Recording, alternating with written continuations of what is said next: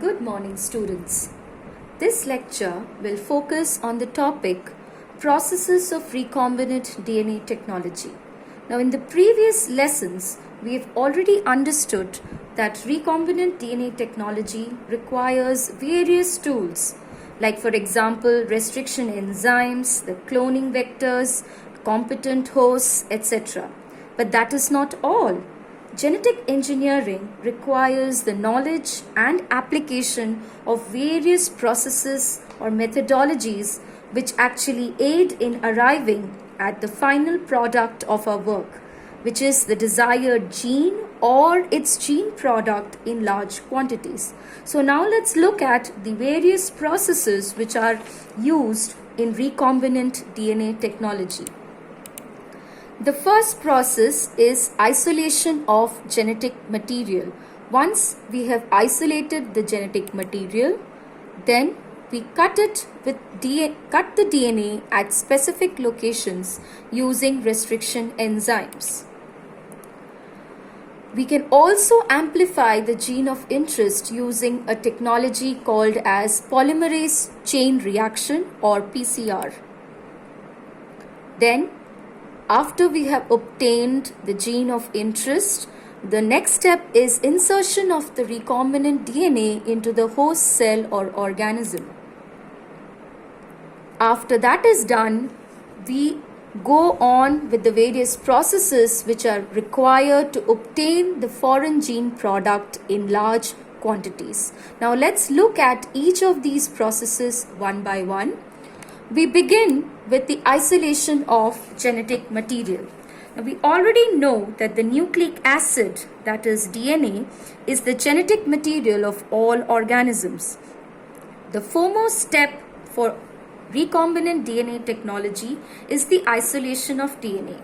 It's also needed for the next step, that is for cutting of DNA. We require the DNA in its pure form, that is free of any other molecules. So hence, in order to do that, we must first isolate the genetic material. Now, since DNA is enclosed within the cell membranes of the cells need to be broken open to release this DNA.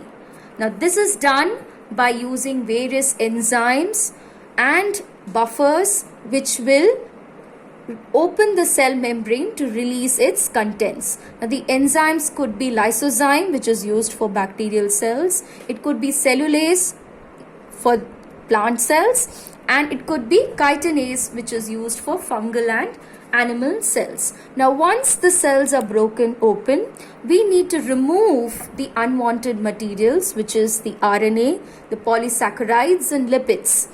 These also can be removed by using various enzymes. Ribonucleases remove RNA and proteases remove proteins. So once the unwanted materials are removed, then we go for the final step, that is purification of DNA. The purified DNA is then finally precipitated out by adding chilled ethanol. The DNA that separates out can be collected as fine threads in suspension and can also be removed by spooling. Now, by using this method, we can isolate the genetic material. Now we have the genetic material with us. Now, what is the next step? The next step is cutting the DNA at specific locations. Now, this, as you already know, is done with the use of specific enzymes called as restriction enzymes. Now, restriction enzymes are used to cleave the DNA into fragments. This is done by incubating the purified DNA with specific enzymes at optimal conditions. Now, students, each restriction enzyme has its own optimal temperature at which it works. So, using that knowledge, scientists go about this procedure. Then after that, the agarose gel electrophoresis is done to check the efficiency of restriction digestion. The same process is again repeated with the vector DNA also. Students, you'll remember that even the vector DNA needs to be cut with the same restriction enzyme. So once this is done, we have the gene of interest. However, the gene of interest needs to be with us in large quantities. How do we go about it? Once a particular gene of interest has been identified, the final need is to make multiple copies of it, which can be made by two methods. One is by inserting it into a bacterium, and after repeated cell division of the bacterium, millions of cells containing the copies of this fragment can be obtained. This is one method. Another method and a quicker way, direct way, is of using a DNA polymerase to copy the identified gene sequence through a technology known as polymerase chain reaction, or PCR. Now, this method was developed by Kerry Mullis in 1983, and it's a very good technique which results in the synthesis of multiple copies of the gene in vitro. So as you can see in the slide, there are various components which are required to set up a PCR reaction. First, you need the specific gene of interest sample. The primers are oligonucleotides which help in copying of the particular gene of interest. Then you have nucleotides, the Taq DNA polymerase, which is a special polymerase which can work in such conditions, and the buffer. Now let's look at the polymerase chain reaction step by step. Steps in PCR. The first step is called as the denaturation step. What happens in this?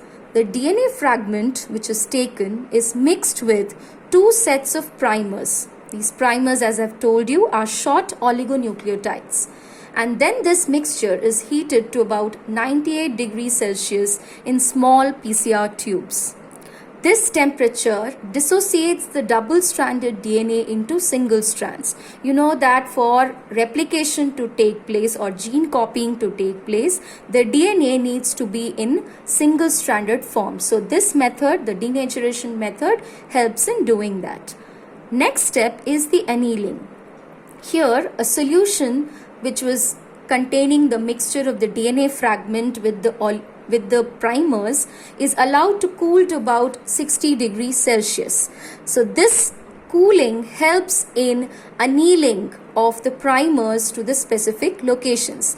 The complementary primers get attached to the base pairs of the parent DNA. The third step is primer extension.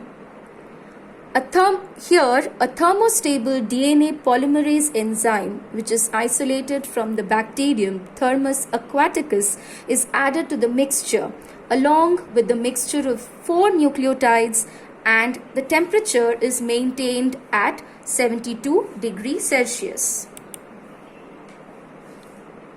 Now, using the primer, the DNA polymerase, which is also known as Taq DNA polymerase, copies the gene template and adds complementary nucleotides. Both the DNA strands of the gene template are replicated, and we now have 2 copies of the original DNA fragment. Steps 1 to 3, that is denaturation, annealing and primer extension, are repeated again and again to get more and more copies of the gene fragment. Now, each cycle of step 1 to 3 takes just about 1 to 2 minutes, and the DNA doubles each time. So after each cycle, the DNA doubles. So hence, in about 20 cycles or more than 1 million copies of DNA are made. So in this slide, you can just see pictorially the various steps of denaturing, annealing and extension. So at the end of this at the end of the PCR process, we have now obtained million copies of the DNA which is of our gene of interest. So to summarize the steps of basic genetic engineering, we have already seen we take the cloning vector or the plasmid that is cleaved with an restriction endonuclease. We also take the gene fragment. We isolate the DNA of interest. Then it is incubated to form the recombinant DNA molecule. It's transformed into the host, and the host cells are then further cultured to form more and more colonies of recombinant hosts, and which will give us the final gene of interest and the gene product. Now, all this process of introduction of foreign gene to form the rDNA, its introduction into the vector, the cloning of the vector, and then its transfer into a bacterial, plant, or the animal cell is basically done to arrive at the product of the foreign gene. So the foreign gene expresses itself under appropriate conditions only. Now these genes normally express in the form of the desired protein product. So mostly we are looking for protein products. The expression of the gene in host cells also involves understanding of many technical details. So here, to obtain the product of the foreign gene, we use certain instruments. An important instrument used for this is a bioreactor. Now the bioreactors are used to yield appreciable quantities of product to produce in large quantities. After cloning the desired gene and then optimizing the conditions necessary for the expression of the gene, the desired protein product is produced on a large scale. So what is a bioreactor? The bioreactor are large vessels which are used to produce the desired gene product on a large scale. In these, the cells with the desired gene are multiplied in a continuous culture system. The used medium is drained out from one side while a fresh medium is added from the other to maintain the cells in their physiological, active, exponential phase. Now this type of culturing method produces large number of cells, and hence a large amount of desired proteins can be obtained. Let's look at the two types of bioreactors which are commonly used. As I told you, the large volume of culture can be processed. The raw materials are biologically converted into specific products like proteins and enzymes. And optimal growth conditions like temperature, pH, substrate, salts, vitamins and oxygen are maintained in the bioreactor. The two types of bioreactors are a simple stirred tank bioreactor and a sparge stirred tank reactor. There are certain common features of both these reactors. They are cylindrical with a curved base. This facilitates the mixing of the reactor contents. Then there are stirrer facilities that help in mixing and the oxygen availability throughout the tank. The sparge stirred tank has sterile bubbles sparged into it to increase the oxygen transfer area. So that is the difference between a simple stirred and a sparge stirred. And then there are a number of systems which help in maintaining the system. You have an agitator system, an oxygen delivery system, a temperature control system, pH control system, and various sampling ports from which time to time small volumes of culture can be withdrawn periodically for testing the quality of the product. Now, how is it processed further? The downstream processing means the process like separation and purification of the biosynthetic product before it's ready for marketing as a finished product. So that is what we are calling as downstream processing. Now the biosynthetic product that we are producing, there are various steps for doing that. It may need various formulations with preservatives so that it becomes a better product, but then these formulations need to go through clinical trials of drugs, or formulations need to be going through clinical trials for safety and effectiveness. Strict quality control testing of each product is done before it can be used as a final product.